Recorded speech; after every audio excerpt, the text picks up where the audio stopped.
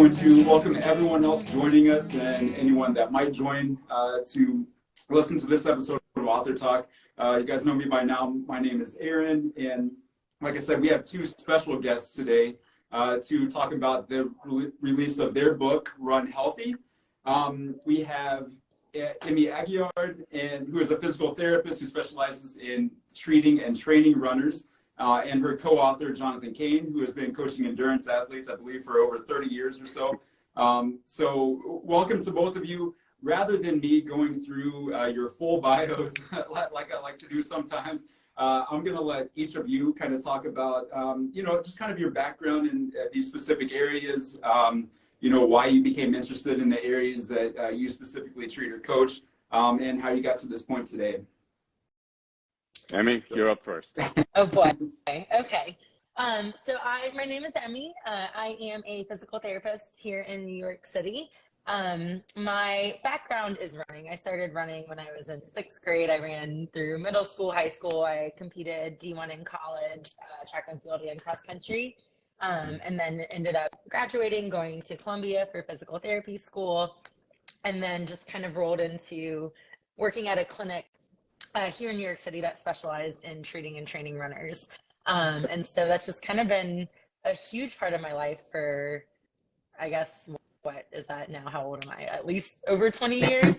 Yeah, and I love it. It's something I think that kind of the level of empathy, being a runner and understanding that running is, so much more than just the sport. It's an outlet, as our co-author Allison likes to say. I think it can be so incredibly important for mental health, for just the friendships that you form through running, having, I think there's so many things about it that are just so important. And so I've loved that I've been kind of able to carve that out as not only my hobby and my passion, but also my career. Okay, awesome. Yeah, Coach Cane, you can go. Sure. So I've taken a very different route than my co-author. My academic background is in exercise physiology. And honestly, most of my peers from grad school ended up working cardiac rehab or working corporate fitness, neither one of which held the same appeal to me as working with athletes did. So I've made my career from working with endurance athletes, with runners and triathletes. I do not have nearly the athletic resume that Emmi does. I was a bike racer, triathlete, run a few races here and there. But as I said, my background is more sort of the scientific aspect of all this. And I've been lucky enough to, as you said, over the last 3 decades, work with a wide range of athletes. So I've worked with hundreds and hundreds of people doing their first 5K. I've also been lucky enough to work with some really elite athletes, both triathletes and runners, who won national and world championships, set world records, fun stuff like that. And each of which is really rewarding in its own way. And that's why, and this project has been a lot of fun in pairing with Emmi. So, my job is generally to try and keep people healthy and to try and help get them faster. Emmi's job is to, if I'm not succeeding at mine, or, is to help keep people on the roads and to help get them back on the roads. So I think together we were able to put together a pretty comprehensive book there. And I think that's one of the great things about this book, in having multiple authors or co-authors, is that you guys you're able to offer different perspectives, which kind of really does offers a great job of, making this book really well-rounded so that the readers can get quite a bit from it. So right off the bat in the introduction of the book, you mentioned that, there are nearly 50 million runners in the United States alone. It's obviously a really popular sport, whether that is competitively or, running recreationally. Mm-hmm. I was one of those for about 10 years, recreationally, I should say, not competitive. So I do understand that whole community, and I kind of wish this book had been published when I was going through that journey myself.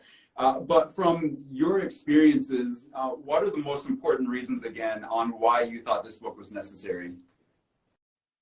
Well, I think you touched on it. There are so many runners and there are so many pitfalls that you can fall into, that you can run into, no pun intended, with, with the sport. And oftentimes, I always say, look, I love working with ambitious athletes, but oftentimes their ambition can be their downfall. Right.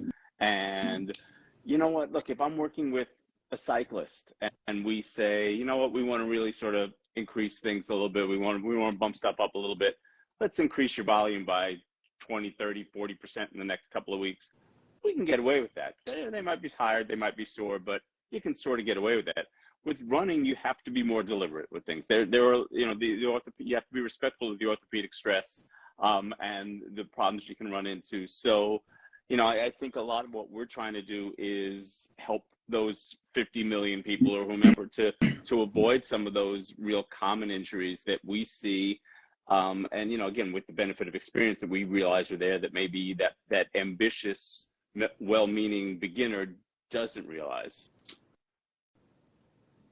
Yeah, I agree with everything Jonathan just said. I think the other thing that I really, really love about this book, and I think for both of us was really kind of the goal in writing it, was also like leaving readers with kind of like actionable pieces to take away from it, of like, okay, not only do I conceptually understand my injury a little bit more, but also I can do these 3 things today to start kind of hopefully either mitigating it, hopefully it's not that serious if you're reading the book, or preventing it. And that I think is very well encompassed throughout the book as well. It's definitely meant to kind of tell everyone, it's not there are a few people I think you might enjoy sitting down and reading it all straight through. But I think for the average reader, probably using it as almost like a reference or encyclopedia of like, oh, like I'm feeling a little bit of tightness in my calf. Let me turn to the chapter on calf or Achilles, and kind of being able to reference it as like a resource on the shelf.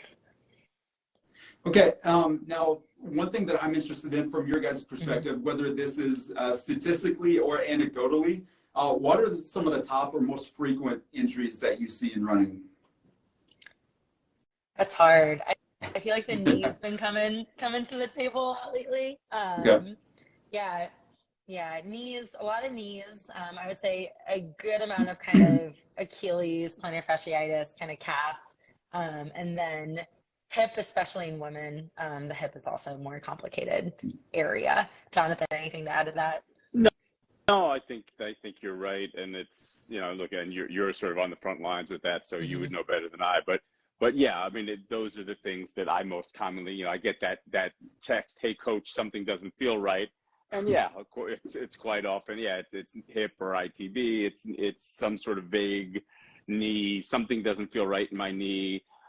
Something doesn't feel right in my foot or my Achilles. And, I think that's also one of the things that we discuss and that Emmi addresses a lot in her chapters, is sort of helping that newer runner differentiate between, okay, that's just sort of part of that's the nature of the beast. Yeah, you're going to feel some things, but it's okay. You can work through that, versus no, that's an injury with a capital I, and that, that's not the kind of thing where we're going to tell you to tough it out. That's the kind of thing where maybe the instruction that's in the book can be applicable. Maybe you do need to see a professional, but it's certainly not the kind of thing that you're just going to sort of fight your way through. Right.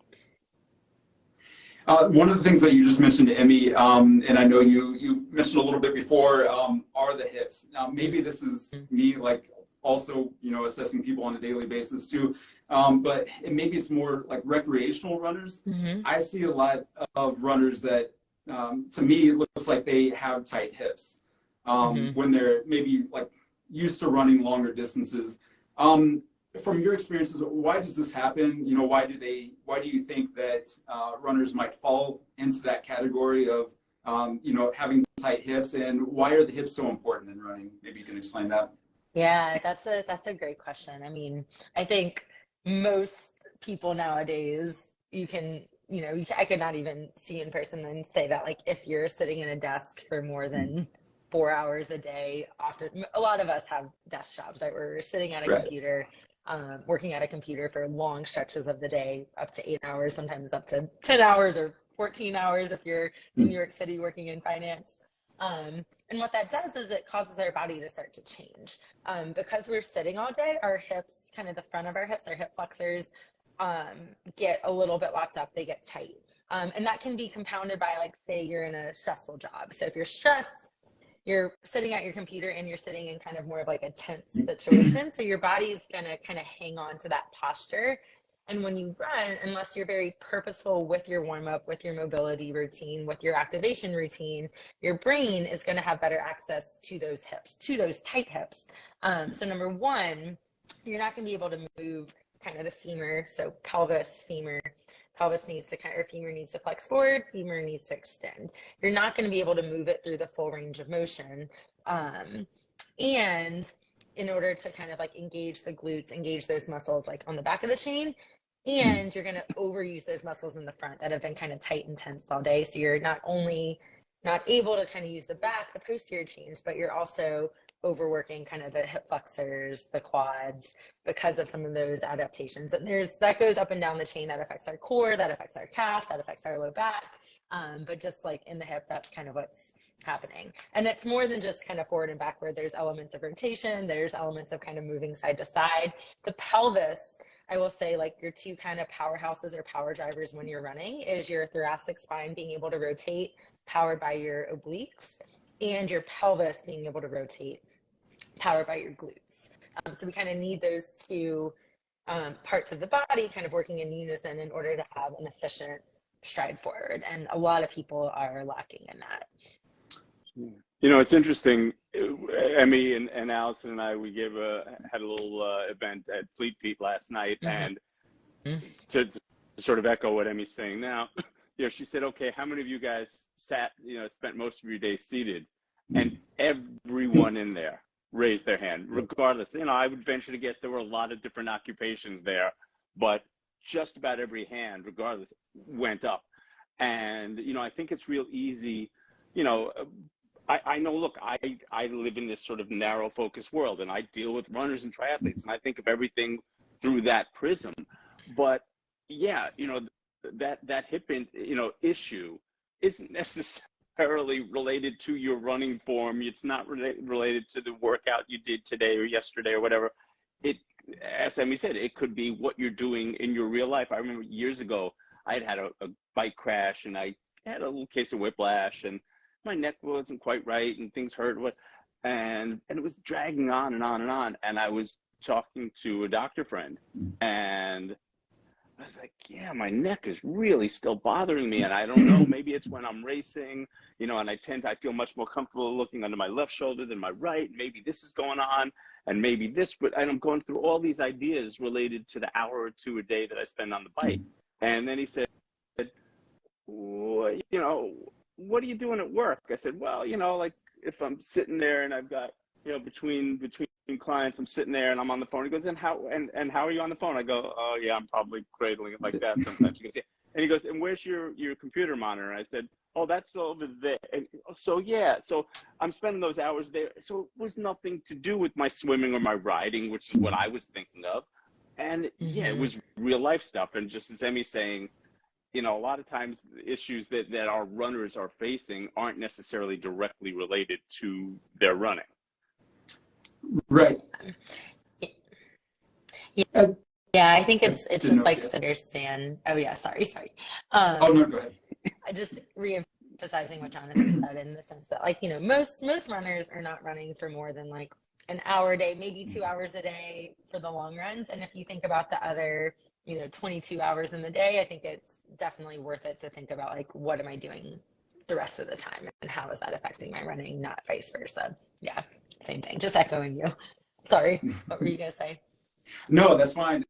Just building on that, and of course I don't want to give away too many secrets in the book, but like what are some things that people can work on, maybe as far as mobility, and other, you know, kind of simple exercises that people can work on, maybe if they have to get up from their desk for a couple of minutes, just so that they can kind of avoid that tightness.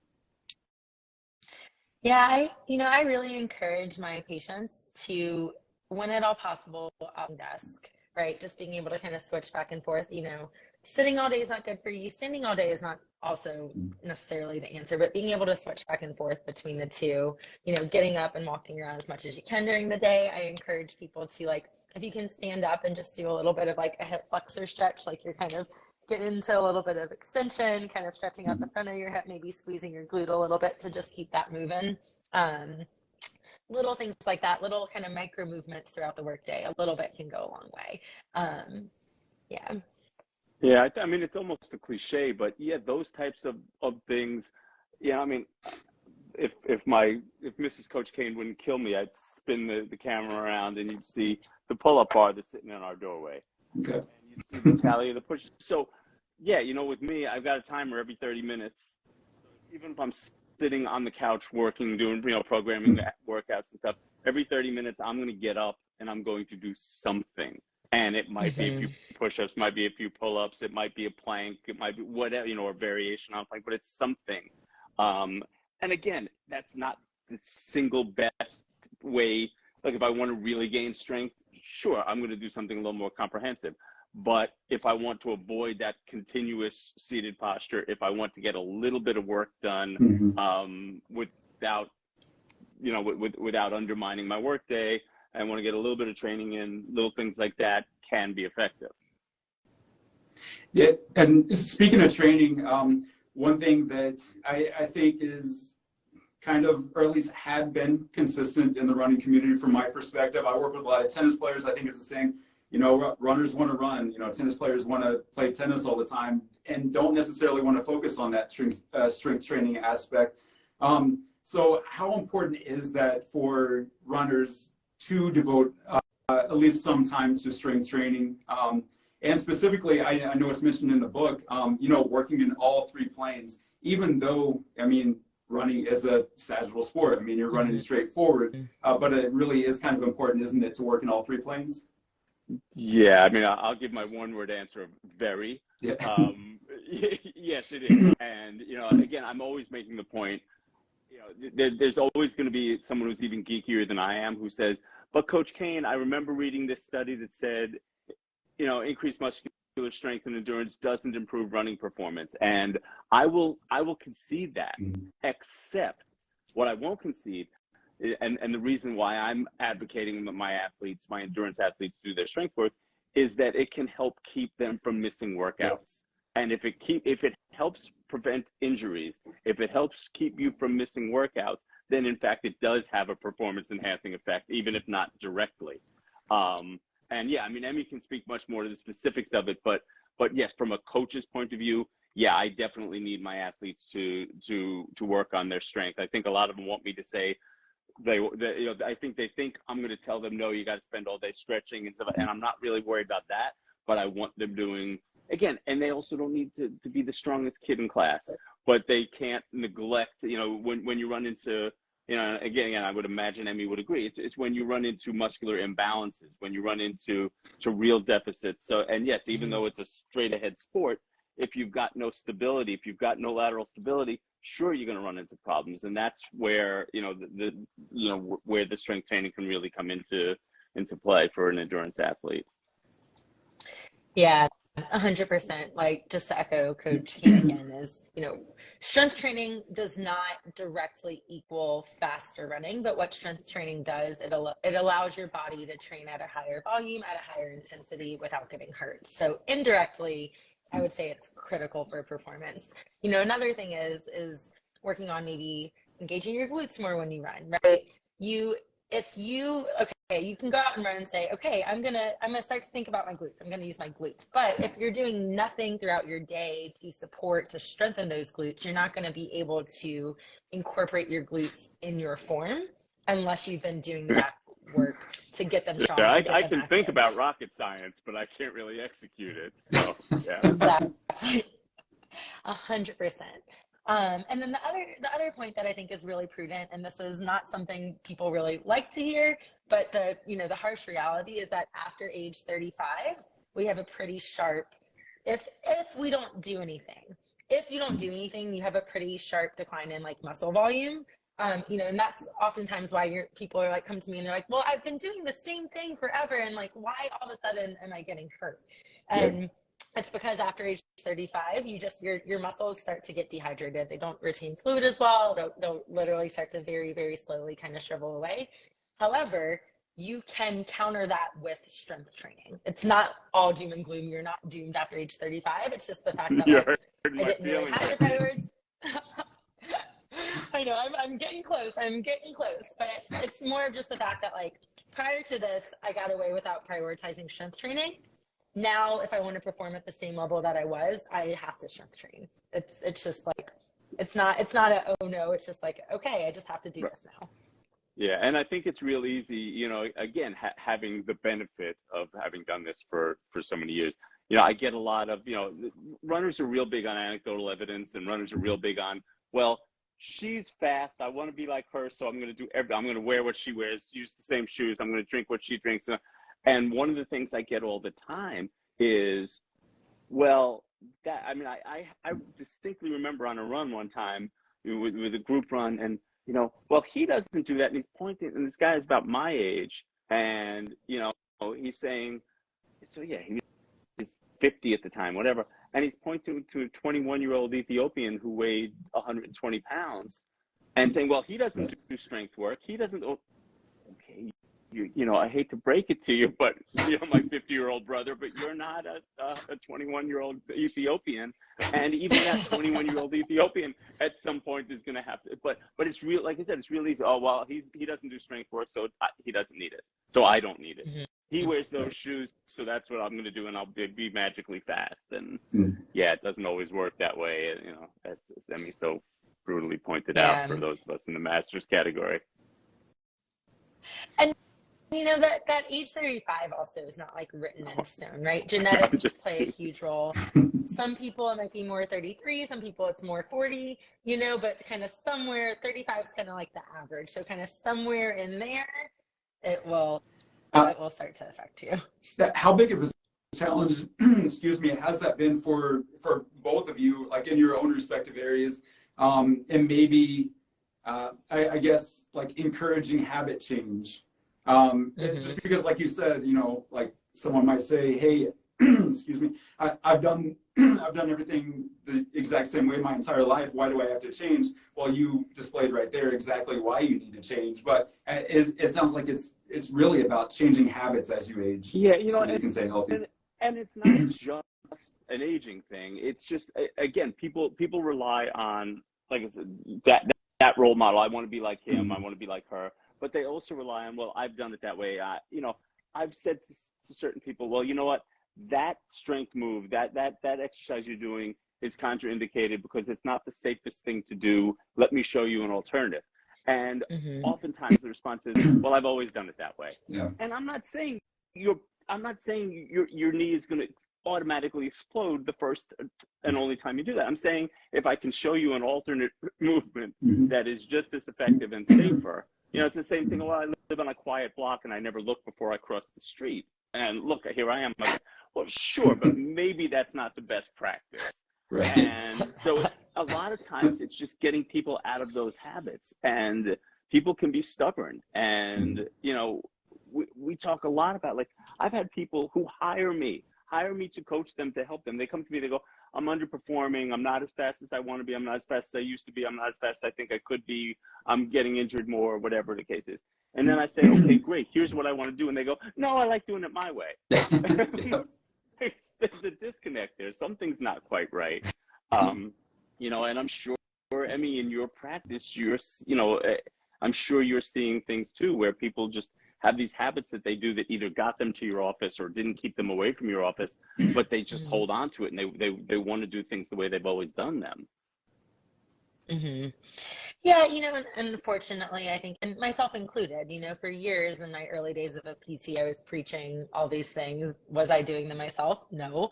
And over time, getting a little bit older, getting more injured, I'm like, okay, I got to start taking my own advice and putting in the work and doing the strength training. And it really changed everything for me. And I think for a lot of people, it really takes until they start to lose what they love, right? And suddenly they're finding themselves, okay, I was able to force my way through it for a couple of years. Now I like literally can't run. And it kind of takes a little bit of kind of hitting that rock bottom for them to be like, okay, I'll do it. You know, we all, every single person, we all learn the hard way. Most people. Maybe there's a few people who don't. So just speaking to that, like people get into their own habits, maybe they're reading or hearing some misinformation and not exactly going along with the practices that they need to. Well, one of the interesting portions of the book, and I know Coach Cane, you like this, is the section about myths.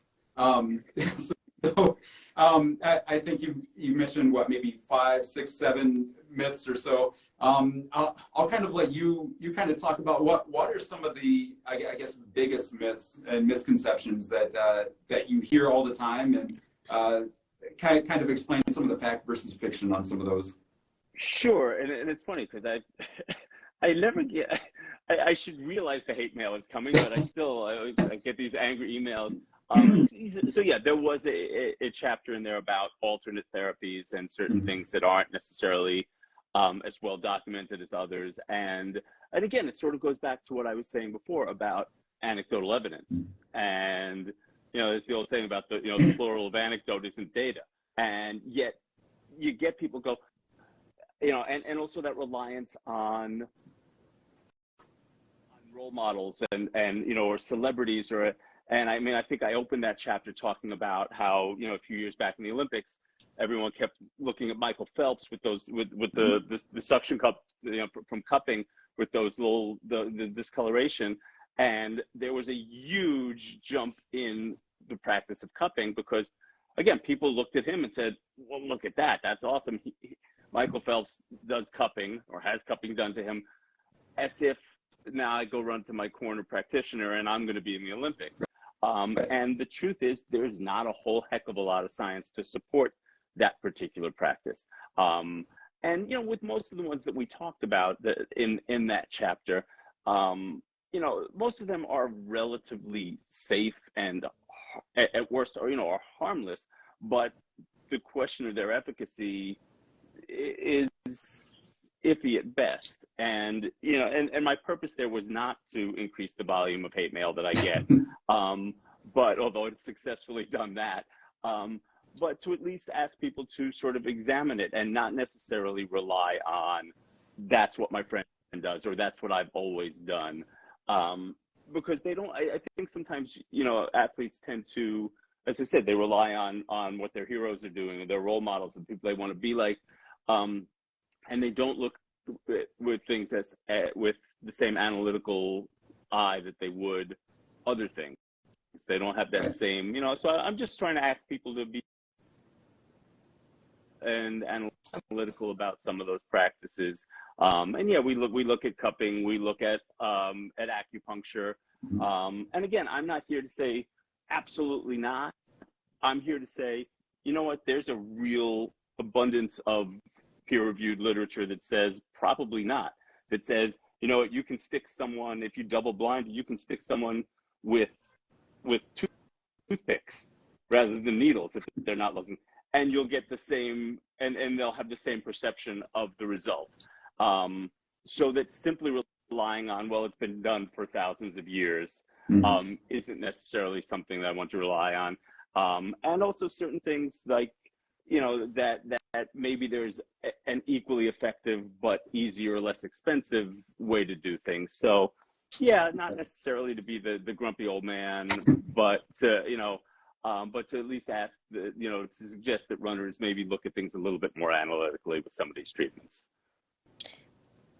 Yeah, and to add to what Jonathan is saying too, like what research does support as being like some of the most effective tools in recovery are like sleep, nutrition, just fueling. It's not even over particular of like what you fuel with. It's just like sleep, fuel, strength, and like those things aren't sexy. Those things don't make money. We're not making money off of people sleeping more. People are oftentimes kind of looking for more quick fixes, things that look really cool. So I think sometimes we can get caught up in all this new stuff out there, and if we don't get as distracted by that and kind of just focus on some of the basics, that is a less exciting but more productive use of time. No, we're always looking for that magic elixir, like I'm going to take this supplement or I'm going to do this. Look, when I was bike racer, I guarantee you, every time I ever came in second in a race, I would look over at the guy who beat me, and my thought, and honestly, I'm not even joking about it, my thought wasn't, I wonder if he's training harder than I am. It was, oh, look at the wheels on his bike. I wonder if I should get those. And it was, it's, he's got a carbon fiber frame. I got a titanium frame. He's got 24 spokes. I've got 28 spokes. Maybe I should do this. Maybe I should do that.